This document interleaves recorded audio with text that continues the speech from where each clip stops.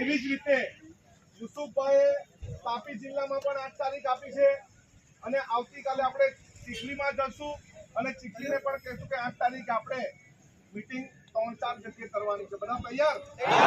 આપણે 3 જિલ્લામાં એક સાથે આ કાયદાનો વિરોધ કરીશું. એટલે માત્ર વાંસદા, ચીખલી, ખેરગામના ડ્રાઈવરો એકલા નથી, ધરમપુરના, વલસાડ જિલ્લાના ડ્રાઈવરો, વાહન ચાલકો એકલા નથી, તાપી જિલ્લાના વાહન ચાલકો એકલા નથી. આપણે સૌ એ બધાની સાથે છે.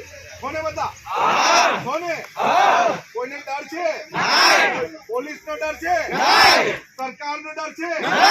કોઈથી ડરવાનું નથી. આપણે આપણો હક માંગીને રહેશું. જ્યારે આ કાળો કાયદો પસાર કરતી વખતે કોઈએ એવું નક્કી કર્યું, ત્યાં કોઈ ડ્રાઈવરને પૂછવામાં આવ્યું કે એને પગાર કેટલો મળે. 7 લાખ રૂપિયા જુર્માનો. કોઈની પાસે 5 લાખ છે કે 7 લાખનો જુર્માનો અને 10 વર્ષની કેદ. તો 10 વર્ષ પરિવાર શું ખાય? થશે કઈ? ધરમપુરમાં અમે એવું નક્કી કર્યું છે 8 તારીખ સુધી કોઈ ગાડી પર ચડવાનું નથી. ચડવાના છો કોઈ ગાડી પર? ચડવાના છો? પછી વધારે પૈસા આપે તો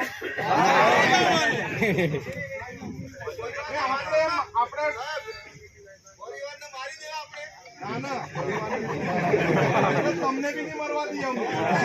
પરિવારને હું કે તમે અમને કીધું તેને કૂતરાને પણ બચાવો છો, એક કીડીને પણ બચાવો છો. અકસ્માત એટલે એક્સિડન્ટ શું થાય? અચાનક થતી ઘટના અચાનક થાય છે અને તમે કોઈ વાર કોઈને બચાવવામાં પોતાનો જીવ પણ જોખમમાં નાખી દો છો. ત્યારે આ કાયદામાં સુધારા લાવવા જરૂરી છે કે નહીં? તો એના માટે લડત ચલાવવાનું છે કે નહીં? કોઈની પણ ઉશ્કેરણીમાં આવીને ચાલો આજે આપણે બંધ કરી નાખીએ એવી રીતે આપણે બંધ નથી કરવાનું. એ તો આપણા આખા આંદોલનને આ લોકો અટકાવી દે છે. પછી આપણામાં એક ડર ચાલ્યો જશે, પોલીસ વાળાએ આને પકડી દા, ફલાણાને પકડી દા. કોઈને પણ પકડે કે કોઈને નહીં પકડે, આપણું આંદોલન શાંતિપૂર્વક પહેલે ચાલશે. આવેદન પત્ર આપીશું, સરકારને ચીમકી આપીશું કે 5 દિવસમાં આ કાળો કાયદો પાછો લો, નહીં તો અમે બધા રસ્તા બંધ કરી દઈશું.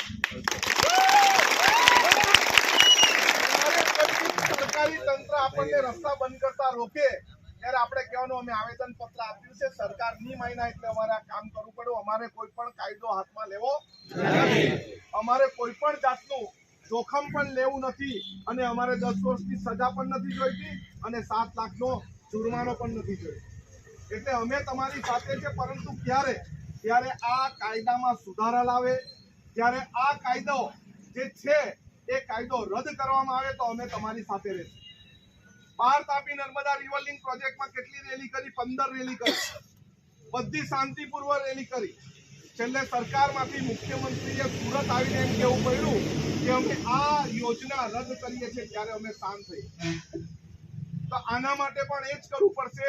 જ્યાં સુધી સરકારમાંથી આપણને એમ ન કહેવામાં આવે કે અમે કાયદાના સુધારા કરીશું અથવા કાયદાને પાછો લઈએ છીએ, ત્યાં સુધી આપણું આંદોલન ચાલુ રહેશે. આપણે આપણું આંદોલન શાંતિથી કરવાનું છે અને સરકાર જ્યાં સુધી આપણી આ કાયદામાં ફેરફાર ન કરે પછી આપણે રસ્તો રોકો બી કરવું પડશે તો રસ્તો રોકો કરવાનું છે.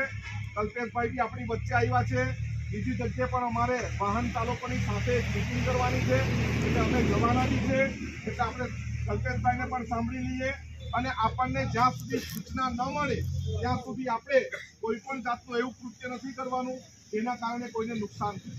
બરાબર? બધા તૈયાર છો?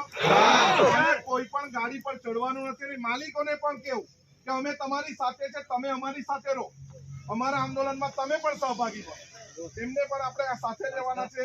આપણી રોજીરોટી પણ એમના લીધે ચાલે, એ પણ આવે તો આપણને કોઈ વાંધો નથી. પરંતુ આજે વાંસદા ચીખલીના જે પણ આવ્યા હોય એ પોતપોતાનો નંબર છે, જયેશભાઈને આપો, બધાનો નંબર લખો, એક ગ્રુપ બનાવો અને જે મુજબની સૂચના મળે એ મુજબ જ કરો. કારણ કે કેટલાક લોકો આપણને ઉશ્કેરવાના પ્રયત્ન કરે છે.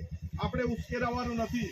આપણી એક જ માંગણી છે, આ કાયદો પાછો ખેંચવામાં આવે અથવા આ કાયદામાં સુધારા કરવામાં આવે. જ્યાં સુધી એ નહીં કરવામાં આવે ત્યાં સુધી આપણે આંદોલન ચાલુ રાખીશું. સૌનો આભાર. સૌને જય જોહાર. લડેંગે લડેંगे जीतेंगे और लड़ेंगे और जीतेंगे और लड़ेंगे और जीतेंगे. હવે કલ્પેશભાઈ આપણને માર્ગદર્શન આપશે. આપણે વલસાડ જિલ્લામાં જે રીતે કરવાના એ રીતે નવસારી